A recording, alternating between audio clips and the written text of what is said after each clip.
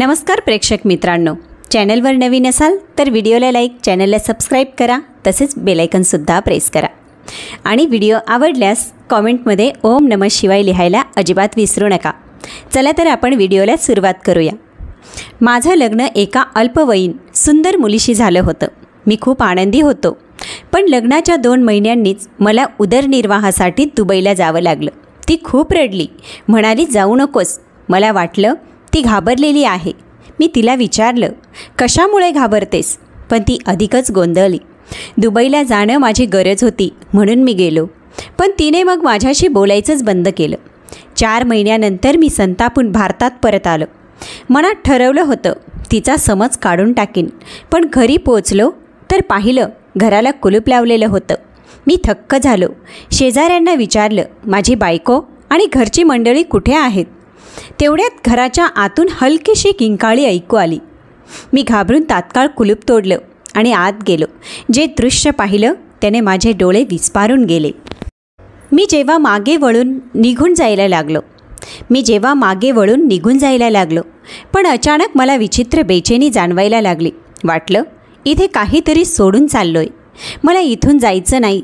मी घाबरून आजूबाजूला पाहिलं। शेजारी लोक आपापल्या घरात गेले होते, पण जेव्हा त्यांना समजलं की मी दुबईहून परत आलोय तेव्हा ते सगळे मला भेटायला आले।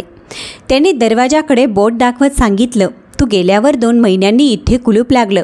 त्यानंतर आम्ही कोणालाच ह्या घरात येताना किंवा जाताना पाहिलं नाही। माहीत नाही तुझी बायको कुठे गेली। हे ऐकून माझ्या अंगावर शहारा आला, पण मी स्वतःला सावरत उभा राहिलो। माझ्या डोक्यात हेही विचार चालू होते की माझ्या पत्नीचं काही वाईट तर झालं नसेल ना।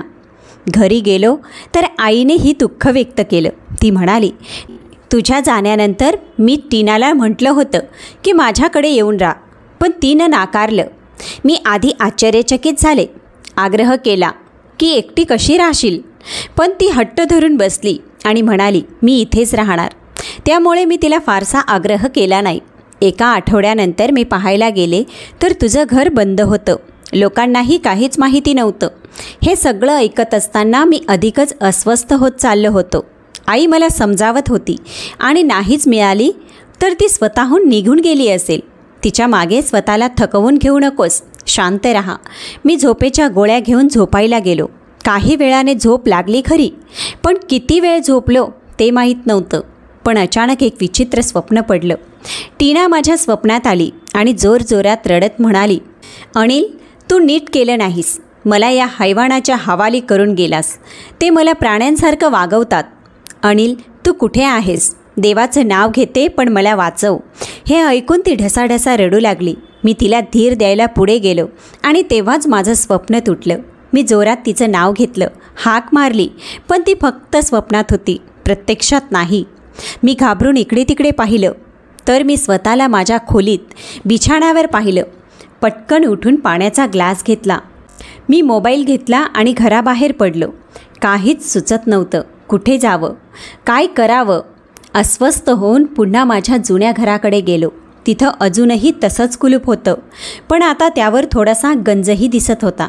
माझ्याकडे त्या कुलपाची चावी होती। मी कुलूप उघडलं। संपूर्ण घर ओसाड पडलेलं होतं। मी आत शिरलो। सर्व खोल्या बंद। त्या खोल्या उघडून बघितल्या तर सगळीकडे अस्ताव्यस्तपणा होता। तिचे कपडे, मेकअपचं सामान ड्रेसिंग टेबलवर तसंच होतं, जणू ती आत्ताच तयार होऊन कुठेतरी गेली आहे। कपडेही इकडे तिकडे विखुरलेले होते। मग मी स्वयंपाकघरात गेलो। तिथं एक भाजी अजूनही चुलीवर ठेवलेली होती, पण आता त्यातून कुजल्याचा वास येत होता। पाण्याचा ग्लास, चहा पिऊन ठेवलेले भांडे, हे सर्व पाहताना मला एक अनामिक भीती आणि दुःखाने ग्रासलं होतं। एक विचित्र घालमेल मला होत होती। पूर्ण घर असं वाटत होतं की जणू कुणीतरी फक्त 5 मिनिटासाठी बाहेर गेला आहे, पण मात्र ते परतलंच नाही। मी तसाच उभा राहून टीनाच्या आईला फोन लावला। त्या रडू लागल्या आणि म्हणाल्या आम्ही आमच्या लेकीचं लग्न तुझ्याशी केलं, पण ती त्या घरातून निघून गेल्यानंतर तू तिच्याशी सगळेच संबंध तोडून टाकलेस। मी पटकन बोललो आंटी, मी हेच सांगण्यासाठी तुम्हाला फोन केला आहे, पण त्यांनी माझं बोलणं मध्येच थांबवलं आणि म्हणाल्या 2 महिन्यापूर्वी तिने अनोळखीपणे फोन केला आणि म्हणाली की ती दुबईला जात आहे। आता संपर्क होईल की नाही सांगता येत नाही। मी लगेच विचारलं, मग असं का म्हणाली की संपर्क होणार नाही? तेव्हा त्या रडत रडत म्हणाल्या, अनिल खूप रागावणारे आहेत, हे ती म्हणाली आणि फोन बंद केला. आणि आज तू मला फोन करतोयस? मी संकटात आहे. माझ्या मुलीचे तुझ्याशी लग्न लावून दिलं आणि आता? एवढं बोलून त्या रडत होत्या आणि मी गोंधळून त्यांचं बोलणं ऐकत होतो. मी टीनाला कधीही दुबईला बोलावलं नव्हतं, ना कधी तिला सांगितलं होतं की तिने आपल्या घराशी संपर्क ठेवू नये. उलट लग्नाच्या सुरुवातीच्या काळात मीच तिला विचारायचो, आज आईशी बोलणं झालं का? जर ती नसेल बोलली तर मी तिला समोर बसून फोन करायला सांगायचो. मग ती कुठे गेली असावी हाच विचार मला अस्वस्थ करत होता. मी फोन ठेवून इतर काही ओळखीच्या लोकांना फोन लावला, पण त्यांनीही सरळ नकार दिला. त्यांना तिच्याबद्दल काहीच माहिती नव्हतं. मी तिथे असलेल्या खाटेवर बसलो. बऱ्याच वेळानंतर उठलो, पण तिथे राहून काही हाती लागणार नव्हतं. तरीसुद्धा मला एक विचित्र भावना होत होती, जणू ती इथेच कुठेतरी आहे. पण मी पूर्ण घर पालथं घातलं आणि ती कुठेच सापडली नाही. तरीही तिचा सुगंध, तिचे अस्तित्व जणू काही मला तिथून निघू देत नव्हतं. थोडा वेळ तसाच बसून राहिलो आणि मग शांतपणे बाहेर निघालो. आता माझा रस्ता जवळच्या पोलीस ठाण्याकडे होता. तिथे मी तिच्या बेपत्ता होण्याची तक्रार नोंदवली. त्यांनी रिपोर्ट लिहून घेतला, पण काही धीर देणारी गोष्ट मात्र सांगितली नाही. त्यांच्या मते मुलगी हरवून खूप वेळ झाला आहे. ज्यांनी तिला नेलं असेल किंवा ती जिथे जायचं ठरवलं असेल ती तिथे पोहोचली असेल. तुम्ही ही तक्रार 24 तासांच्या आत दिली असती तर आम्ही काही खात्री देऊ शकलो असतो. आता गॅरंटी देता येत नाही. हो, प्रयत्न नक्की करू शकतो. मी तिथूनही निराश होऊन बाहेर पडलो. बाहेर पाहिलं तर एका ठिकाणी मोठी गर्दी होती. लोक काहीतरी बोलत होते. कदाचित शहरात नवीन कोणीतरी बाबा आले होते आणि त्यांच्या बोलण्यामुळे ते प्रसिद्ध झाले. मी डोकं हलवून तिथून निघण्याचा विचार करत होतो. तेव्हाच एका व्यक्तीचं बोलणं कानावर पडलं. अरे, मी साध्वीजींना लंगर चढवल्यापासून माझ्या सगळ्या समस्या आजच नाहीशा झाल्यात. आता तर फक्त एवढीच प्रार्थना आहे की त्या माझ्यासाठीही काहीतरी बोलून जातील. मला खात्री आहे माझे मोठे प्रश्नही सुटतील. मी आश्चर्याने त्या 2 बायकांकडे पाहिलं, ज्या कुठल्याशा विचारविश्वात हरवलेल्या होत्या. हीच प्रार्थना जर त्या घर बसल्या केल्या असत्या तर त्यांना उगाच लंगर व चढावा देण्याची गरज भासली नसती. स्पष्ट होतं, लोक अंधश्रद्धेच्या जाळ्यात अडकले होते. सर्व बाजूंनी निराशा झाली होती.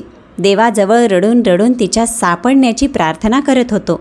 मला खात्री होती तिच्यासोबत काहीतरी घडलं आहे. ती मला असं धोका देऊ शकत नाही. माझं लग्न आईच्या पसंतीनं झालं होतं.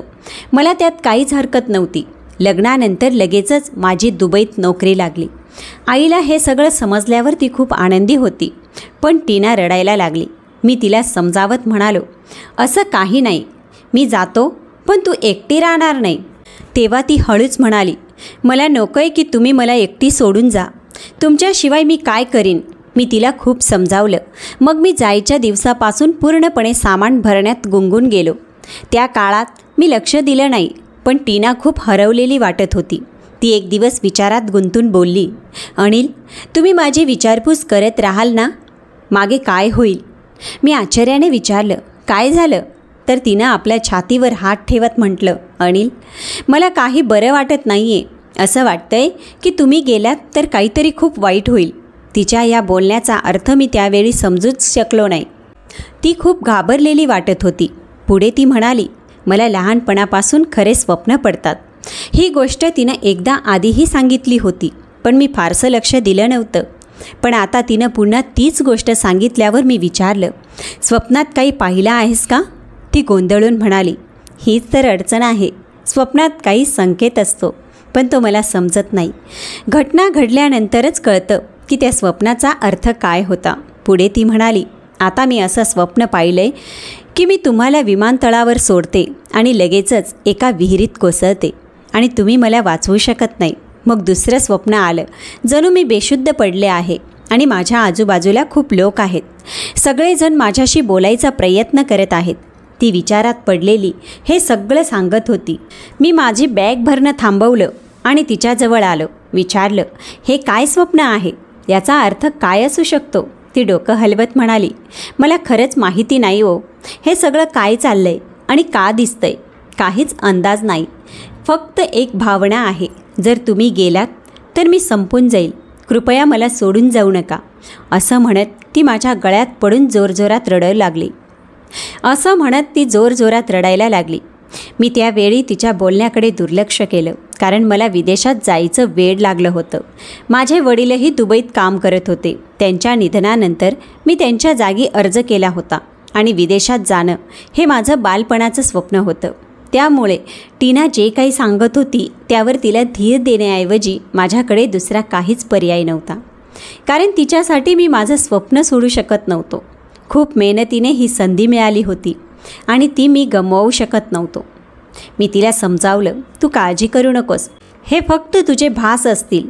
माझ्या बोलण्यावर ती नकारार्थी डोकं हलवत म्हणाली, जर काही झालंच तर? मी हळूच विचारलं, लग्नानंतर तुला कुठलाही खरं ठरलेलं स्वप्न पडलंय का? 2 महिने झाले आपल्या लग्नाला. ती म्हणाली, नाही, कधीच नाही. उलट स्वप्न येणंच बंद झालंय. त्यावर मी खोल श्वास घेत म्हणालो, मग कशाला घाबरतेस? कदाचित तू मानसिक थकवा अनुभवतेस म्हणून तुझं मन हे सगळं निर्माण करतंय. आणि जर तू चांगला विचार करशील तर काहीच वाईट होणार नाही. आता मला सांग, उद्या मला जायचंय. तू मला अशा अवस्थेत पाठवणार आहेस का? तुला समजूतदार व्हावं लागेल. जोपर्यंत मी परत येत नाही तोपर्यंत तुला सगळ्या गोष्टींना एकटीने सामोरं जायचं आहे. तिने मान हलवत होकार दिला. लग्नाच्या थोड्याच दिवसांनी आईने आम्हा दोघांना वेगळं करून टाकलं होतं. मोठा भाऊ वेगळ्या घरात होता आणि माझंही वेगळं घर होतं. आईला वाटत होतं की भविष्यात भांडणं होऊ नयेत म्हणून सगळ्यांना स्वतंत्र केलं. सण समारंभाच्या वेळी सगळे भेटावेत ही तिची इच्छा होती. मी समजवल्यावर ती थोडी शांत झाली. दुसऱ्या दिवशी सगळे मला विमानतळावर सोडायला आले. मी संपूर्ण रस्ता तिला पाहत होतो. ती अजूनही बेचैन होती. काल रात्री तिला थोडं समाधान वाटलं होतं, पण आता तिच्या चेहऱ्यावर काहीच शांतता नव्हती. ती पुन्हा पुन्हा माझ्याकडे पाहत होती. काही बोलायचं होतं पण तोंडून काही निघत नव्हतं. पण मी तिची ती सगळी अस्वस्थता अगदी सहज दुर्लक्ष केली, कारण त्यावेळेस माझं सगळं लक्ष फक्त विदेशात जाण्यावर होतं. मला वाटत होतं मी एकदा गेलो की आपली सगळे आयुष्यच बदलून जाईल. पण कदाचित त्यावेळी मी थांबलो असतो, तिच्या स्वप्नांचा अर्थ समजून घेतला असता, तर आज माझ्या घरात माझी पत्नी असती. हे देवा, आता मी काय करू, कुठे जाऊ? साधारणतः 1 आठवडा होऊन गेला होता आणि तो संपूर्ण आठवडा मी प्रचंड मानसिक तणावात होतो. दुबईला गेल्यावर देखील केवळ 1 महिनाभर मला टीनाशी संपर्क करता आला. त्यानंतर तिचा मोबाईल आणि नंबर दोन्ही बंद झाले. व्हॉट्सअपवर ती ऑनलाईनही येत नव्हती.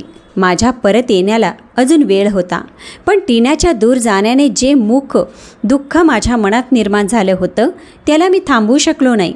आणि जी पहिली तिकीट मिळाली त्याने मी लगेचच परत आलो. परत आल्यावर नेमकं तेच झालं ज्याची तिला भीती होती. आता तिच्या स्वप्नांच्या आधारावर मी तिला कुठं शोधणार होतो? जेव्हा आठवडा उलटून गेला आणि ती सापडली नाही, तेव्हा आईने मला समजवण्याचा प्रयत्न केला आणि म्हणाली, कुठेतरी गेली असेल, पण तू उगाच चिंतेत का पडतोस? आजकालच्या मुली अशाच असतात. नवरा बाहेर गेला की नवीन ओळखी करतात आणि मग पळून जातात. मी विचारलं, आई, टीनाने तुम्हाला काहीच सांगितलं नाही का? काही इशारा, काही ओळख? यावर आई गंभीर होती आणि म्हणाली, अरे बाळा, जेव्हा तूच तुझ्या आईशी सगळं शेअर करत नाही तर ती तर माझी सून आहे, ती का सांगेल तिच्या खास गोष्टी? तू पण काय विचित्र गोष्ट विचारतोयस. मी शांत झालो.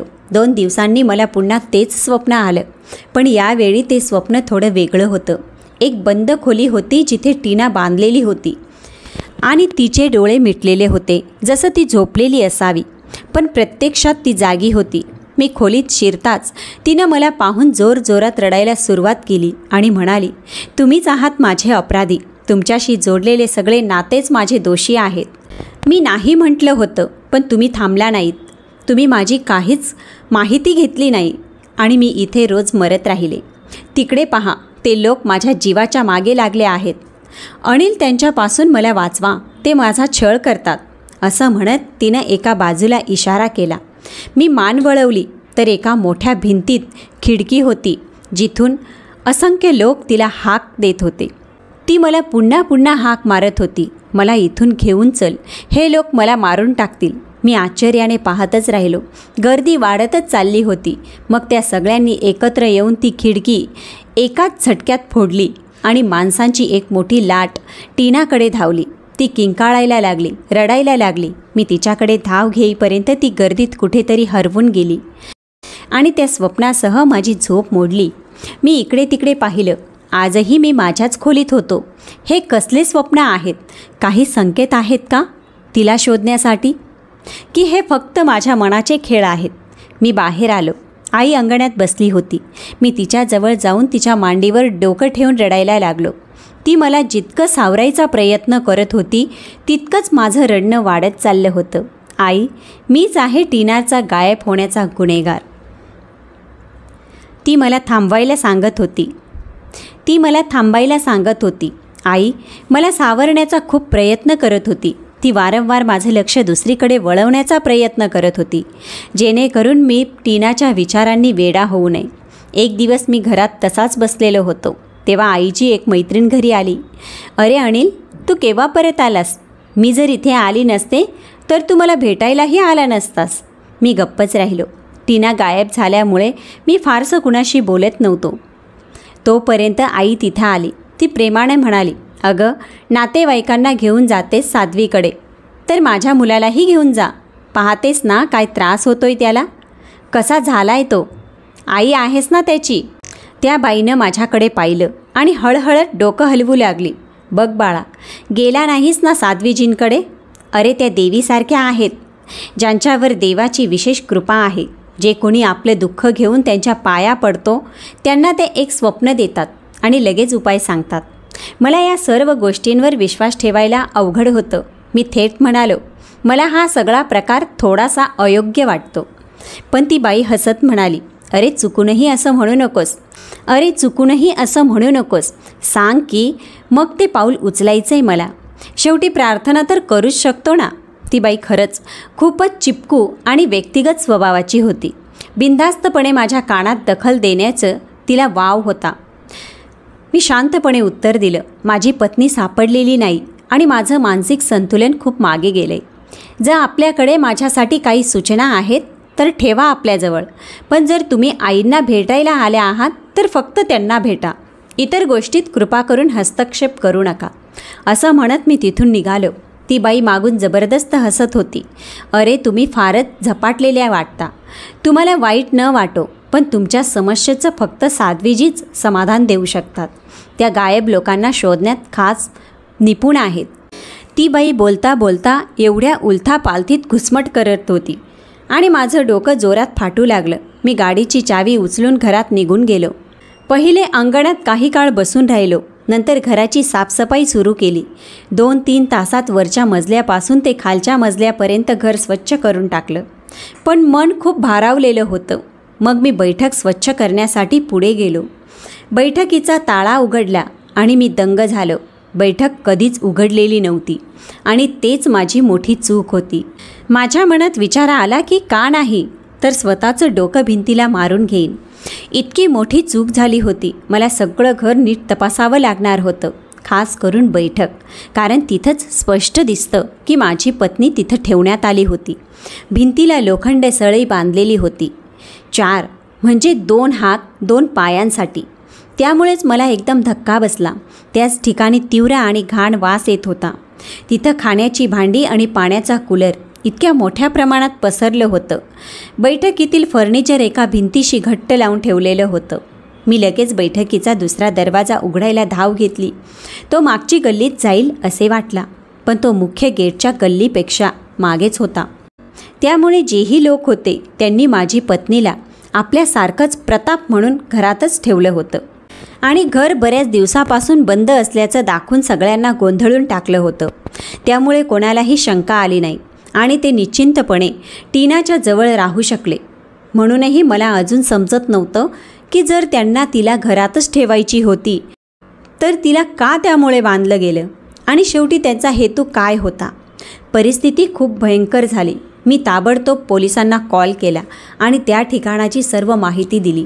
काही मिनिटातच पोलीस आले आणि परिसर सील करण्यात आला. रुमाल काढून तपासणीसाठी फॉरेन्सिक विभागाकडे पाठवण्यात आला. एका दिवसात रिपोर्ट आलं. त्या जागी खरोखरच टीना होती, पण काही दिवसापूर्वी तिथून कुठेतरी नेण्यात आली होती. पोलिसांनी मला विचारलं, तुम्हाला कुणावर संशय वाटतो का? मी नाही असं म्हणत डोकं हलवलं, कारण खरंच माझ्या मनात कुणावरही संशय नव्हता. त्यांनी मला म्हणावं, बरं विचार करा, तुमची पत्नी कोणाला घाबरत होती का? तिने कधीतरी तुम्हाला एक्सप्रेस केला नसलेला कोणताही विचित्र प्रसंग घडलाय का, ज्याकडे तुम्ही दुर्लक्ष केलं? मी फार विचार करूनही कोणताही असा मनुष्य किंवा घटना आठवणीत आणू शकत नव्हतो ज्यात टीनाने कोणाशी भांडण केले असेल किंवा तिने सांगितले असते की त्याच्या भूतकाळात तिला काही वाईट अनुभव आला होता. आम्ही मेन गेटच्या गल्लीत बसलेल्या काही कॅमेऱ्यांच्या माध्यमाने अपराधी ओळखण्याचा प्रयत्न केला, पण तो कधीच मेन गेटच्या मार्गे घरात प्रवेश करत नव्हता. एकदा शीलाची आई त्या गल्लीत गेली होती, तेव्हा पोलिसांनी मागील गल्लीत तपासणी केली, पण तिथे कोणता कॅमेरा नव्हता. त्यामुळे अपराधीची हालचाल नोंद करणे शक्य झाले नाही. यानंतर पोलिसांनी माझ्या आईला चौकशीसाठी समोर बोलवले, पण मी कटाक्षाने नकार दिला. म्हणालो, काहीही झाले तरी माझ्या आईला त्रास देऊ नका.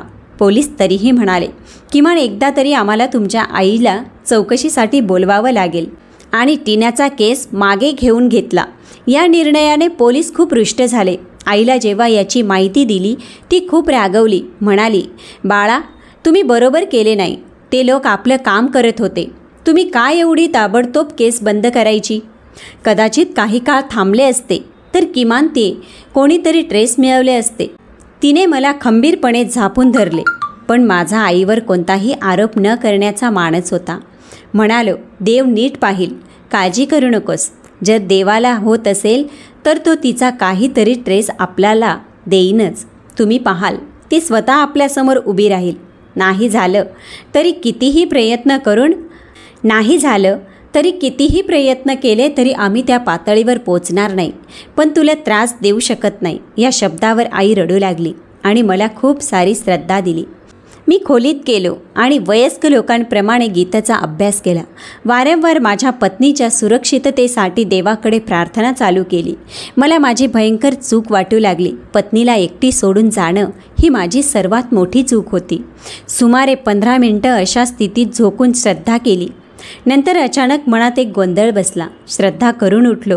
मग माझ्या कंपनीकडून मेसेज आले, तात्काळ भेटून काम हाती घ्यावं म्हणून माझी रजा रद्द करण्यात आली आणि मला त्वरित परत बोलवण्यात आलं. पण त्या क्षणातच मी विचारही न करता कामातून राजीनामा पाठवला.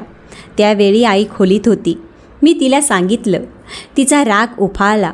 तू इतका मोठा निर्णय इतक्या थोड्या वेळात का घेतला? मी सौम्यपणे म्हणालो, आई, एकदा मी माझ्या पत्नीला एकटे सोडून गेलो. आता पुन्हा असं होणार नाही. हीच आठवण ठेवून मीच कोणतीही छोटी मोठी नोकरी इथे करीन. पण माझं एकच लक्ष आहे, टीनाला शोधून काढणं. आईला खूप भीती वाटली आणि तिने प्रार्थना सुरू केली, देवाने लवकरच टीनाला परत आणो आणि ती ठीकठाक सुखाने असेल. आता 3-4 दिवस मी दररोज जुन्या घरात गेलो. प्रत्येक गोष्टीवर बारकाईने लक्ष दिलं. तिथे नशाकरिता आणि औषधासारखे कण आढळले. हळूहळू चित्र स्पष्ट होत होतं. टीनाला तिथं दबावाने औषधांनी अडवून ठेवण्यात आलं होतं.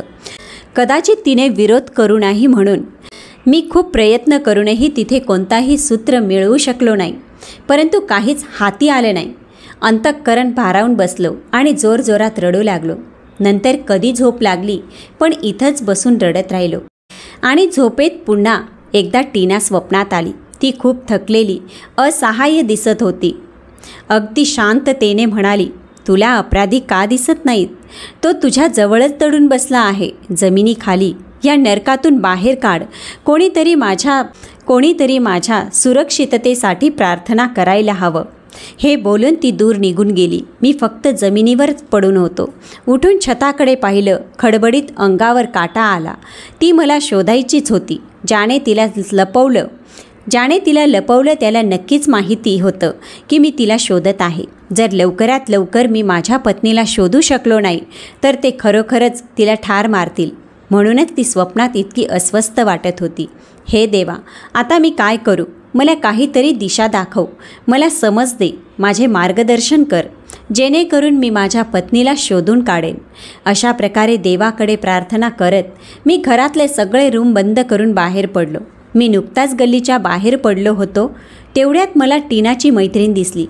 मला पाहताच ती पटकन टीनाबद्दल विचारू लागली. मी तिला विचारलं, तू तिला भेटली नाहीस का? ती थोडी लाजत म्हणाली, भाऊ, तुमच्या लग्नानंतर लगेचच माझंही लग्न झालं आणि मग मी सौदी अरेबियाला गेले. आता काही दिवसांकरता आले आणि म्हणून तुमच्या घरीही गेले होते. पण काही कामं होती त्यात अडकले होते. आता तुमच्याकडेच येत होते. मी उदास स्वरात म्हणालो, नाही सोनल, काही गरज नाही. मी आश्चर्याने माझ्याकडे पाहून म्हणाले, काय झालं भाऊ, सगळं ठीक आहे ना? तुम्ही खूपच चिंतित वाटता. टीना बरी आहे ना? आणि आंटींची तब्येत कशी आहे? मी मान हलवली आणि स्वतःला सावरत म्हणालो, सोनल, टीना हरवली आहे, ती सापडत नाही. अरे, असं कसं होईल? लहान मुलगी थोडीच आहे की असंच हरवेल? कुठेतरी गेली असेल, परत येईल, असं ती म्हणाली. तिचं बोलणं ऐकून माझ्या डोळ्यात नकळत अश्रू आले, जे मी कसाबसा पुसून टाकले आणि म्हणालो, नाही, तुझी मैत्रीण हरवली नाही आहे. तिला सुमारे 2 महिने झालेत. मग मी इथेच उभा राहून तिला सारं काही संक्षेपात सांगितलं. ती शोकमग्न होऊन काही बोलूच शकली नाही. मी तिला विचारलं, सोनल, तू तिची मैत्रीण होतीस, तू माझी काही मदत करू शकशील का? ती पटकन म्हणाली, हो भाऊ, तुम्ही सांगा, मी तुम्हाला मदतीसाठी तयार आहे. मला खरंच विश्वास बसत नाही की ती हसतमुख छोटीशी टीना असं अचानक गायब होऊ शकते. भाऊ, काय तिने कधी लग्नाआधी किंवा नंतर काही सांगितलं होतं का? म्हणजे काही वाद, कुणी दिलेला त्रास, काहीही? अगदी छोटी गोष्टसुद्धा जर तिने असं काही सांगितलं असेल तर कृपया मला सांगा. देवाचं नाव घेऊन काहीतरी इशारा द्या, ज्यातून मी टीनापर्यंत पोचू शकेन. कुठल्या अवस्थेत असेल ती माहीत नाही. भाऊ, माफ करा, पण एकदा तिने सांगितलं होतं की आंटीचं वागणं तिच्याशी ठीक नाही. मी तिला थांबवत म्हणालो, आईचं वागणं का ठीक नसेल? आईने तर सुरुवातीपासूनच आम्हाला वेगळं घर दिलं होतं. मग जेव्हा ती वेगळं राहत होती तेव्हा आई तिला का त्रास देईल? ती हळू आवाजात म्हणाली. म्हणूनच मला वाटलं की ही गोष्ट सांगणं योग्य नसेल, कारण त्या तुमच्या आई आहेत. कुठलाही माणूस आपल्या आईविषयी काही वाईट ऐकू शकत नाही, मग तो तुम्ही असाल किंवा मी. बाकी तुम्ही काही विचारलं तर मला एवढंच आठवतंय की टीनाने असं काही सांगितलं होतं. याविषयी मला आठवत नाही की तिचं कधी कुणाशी भांडण झालं होतं किंवा तिचा काही जास्त जवळचा मित्र किंवा मैत्रीण होता. हे बोलून ती शांत झाली. मी लगेच विचारलं, नाही, मला सांग, आई काय बोलायची? काहीतरी सांग. मलाही नीट आठवत नाही, पण टीनाने सांगितलं होतं की आंटी तिला कुरवाळत असायच्या. त्यांनी एकदा असंही म्हटलं होतं, तिला खरं स्वप्न येतात, म्हणूनच तुला सून म्हणून आणला आहे. म्हणजे आमच्यासाठी काही मार्गदर्शन कर. आंटी तिला कधी आपल्या एखाद्या समस्येचा संदर्भ देऊन तर कधी कोणत्या तरी मैत्रिणीचा किंवा नातलगाचा विषय काढून विचारायच्या की याचं उत्तर सांग. टीना स्वप्नात काही बघायचं नकार देत असे. ती म्हणायची की हे माझ्या हातात नाही, पण आंटी म्हणायच्या, तू मुद्दाम सांगत नाही आहेस, तुला सगळं दिसतं, तू भविष्य बघू शकतेस. पण भाऊ, असं काही नव्हतं. मी तिला लहानपणापासून ओळखते. तिला खरं स्वप्न कधी कधीच यायचं आणि तेही फारसं स्पष्ट नसायचं. बस इतकंच तिनं एकदा आंटींबद्दल सांगितलं होतं. हे ऐकून मी स्तब्ध झालो, कारण आजपर्यंत आईने किंवा टीनाने माझ्याशी कधीच ह्या बाबींचा उल्लेखही केला नव्हता. सोनल, जे तू सांगतेस ते खरंच आहे का? मी विचारलं. ती नरम स्वरात म्हणाली, भाऊ, शपथ घेऊन सांगते, अगदी चुकीचं वाटलं तरी खरंच असंच आहे. मी जे काही सांगते ते सत्य आहे. आणि एक गोष्ट सांगते, टीना तुमच्यापासून गोपनीय ठेवत असे की तुमच्यात आणि आईत गोंधळ झाला की ती तिच्या भावना उघडत नव्हती. हे ऐकून मी तात्काळ तिथून निघून घराच्या दिशेने पाऊल टाकलं. मला आईकडे याची खरीखुरी पुष्टी करावंसं वाटत होतं. सोनलने शपथ घातली होती, परंतु आईने अशी कोणतीही बाब माझ्यासमोर मांडलेली नव्हती. मला आठवलं की माझ्या बहिणीने एकदा सांगितलं होतं, लग्न होण्याच्या आधी तिचे दागिने हरवले होते आणि दुसऱ्या दिवशी फोनवर टीनाने तिला सांगितलं होतं, तुझे दागिने त्या कपाटाच्या मागे आहेत. त्यावेळी मी लक्षात घेत नव्हतो, पण आता सगळी कडी जुळत चालली होती. मी पायपीट करत घराकडे चाललो तेव्हा अचानक मला अगोदरची ती श्रद्धा असलेली ओळ दिसली, जिथं लोक मोठ्या भक्तीने रांगेत उभे होते. त्या क्षणी मला टीनाचं स्वप्न आठवलं, जिथे म्हणाली होती, काही लोक माझ्यासाठी प्रार्थना करा. ती सर्व बैठक मला सरळ समजलं. मला स्वतःवरही विश्वास नव्हता, पण तीच होती. ती माझ्यासाठी दिशा दर्शवत होती. मी त्या रांगेत उभा झालो. माझा नंबर लावला आणि बाहेर बसलेल्या व्यक्तीने मला 1000 रुपये आणायला सांगितले. मी शांतपणे पैसे दिले. आत शिरल्यावर वातावरण खूप विचित्र होतं. एका खुर्चीवर एक व्यक्ती बसलेला होता. नकली बाबा वाटत होता. जमिनीवर एक छोटं कपडं ठेवलं होतं. त्यावर एका मुलीचे डोळे उघडे करून भिंतीकडे बघणारी मुलगी बसलेली होती. तिची अवस्था विनयपूर्ण होती. केस विस्कटलेले, कपडे बुरशीने भरलेले. काय समस्या आहे तुझी? त्या व्यक्तीने जोरात विचारलं. प्रथम माझं मन म्हणालं मी शांत होऊन निघून जावं, पण मी म्हणालो, माझी पत्नी हरवली आहे. तिला शोधायचं आहे. कुठलाही उपाय असल्यास मला तिच्याबरोबर हवं आहे. त्या व्यक्तीने त्या स्त्रीकडे इशारा केला आणि म्हणाला, तिला काही भेट दे. साध्वीजी काही म्हणतील, स्वप्न विचारतील, मग ती सांगेल की तुमची पत्नी कुठे आहे. मी त्या नशेत हरवलेल्या स्त्रीकडे पाहिलं. तिच्या नाकामधून नशेचा वास येत होता. मी निघू लागलो, पण अचानक थांबलो. मी पुन्हा जवळ गेलो तेव्हा पाहिलं की ती स्त्री कोणी अन्य नाही, ती माझी पत्नी टीना होती. तिची अवस्था खूपच बिकट होती. ओळखणं कठीण होतं. मी तिला जोरात ओढलं. सर्व लोक माझ्याकडे बघू लागले. नकली बाबांनी मला मागे धक्क्यानं ढकललं. त्यावर मी त्याला जोरात मारलं. तिथं जोरदार भांडण झालं. रांगेतील काही लोकांनी फोनवर पोलिसांना कॉल केला. पोलीस आले. मी साफ सांगितलं, ही माझी पत्नी आहे. पोलीस आधीच टीनाच्या केसमध्ये गुंतलेले होते. नकली बाबा विरोध करत होता, पण पोलिसांनी त्याला ताब्यात घेतलं. मी टीनाशी बोलण्याचा प्रयत्न करत होतो, पण ती बेशुद्ध होती. सुरुवातीला बाबांनी काहीही सांगितलं नाही की काय चाललंय, पण शेवटी पोलिसांनी ताबडतोब त्याच्याकडून नाव विचारलं. त्याने जे नाव घेतलं ते माझ्यासाठी आश्चर्यकारक होतं. त्याने माझ्या आईचं नाव घेतलं आणि सांगितलं की हीच बाई या मुलाच्या मदतीने हे घाणेरडे धंदे चालवत होती. ती संध्याकाळी ह्या मुलीला इथून घेऊन जात असे आणि कुठे नेऊन ठेवत असे. सकाळी पुन्हा परत आणायची. ही मुलगी खरं खोटं स्वप्न पाहते आणि आम्ही तिच्याद्वारे लाखो रुपयांचा धंदा करतो. तो पाखंडी बाबा बोलतच राहिला आणि मी जमिनीवर उभा राहू शकत नव्हतो. हे सगळं ऐकून मी हादरून गेलो. माझ्या आईने हे सगळं का केलं? त्यांना पैशाची इतकी काय गरज होती? टीनाशी माझं लग्नसुद्धा त्यांनी फक्त ह्याच हेतूने केलं होतं, जेणेकरून ती त्यांच्या या घाण धंद्यासाठी वापरली जावी. मी परदेशात गेल्यावर आईने टीनाला नशा आणि औषधं द्यायला सुरुवात केली. घराला टाळं लावून तिला बैठक खोलीत बंद केलं आणि वेगवेगळ्या लोकांद्वारे तिचा वापर करत राहिली.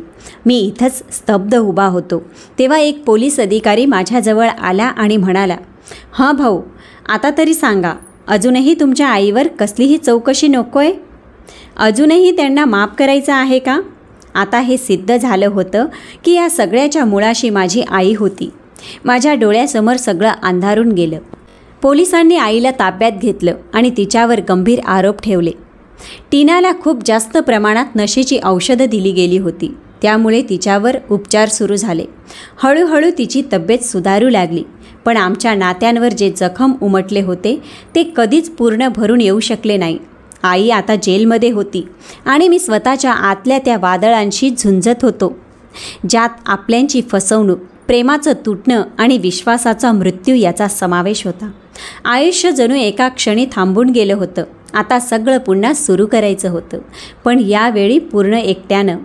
तर प्रेक्षक मित्रांनो, या कथेतून आपल्याला एक मोठा संदेश मिळतो की अंधश्रद्धा, लोभ आणि स्वार्थासाठी दुसऱ्यांच्या आयुष्याशी खेळ करणाऱ्यांच्या शेवटी सत्याने पर्दाफाश होतोच.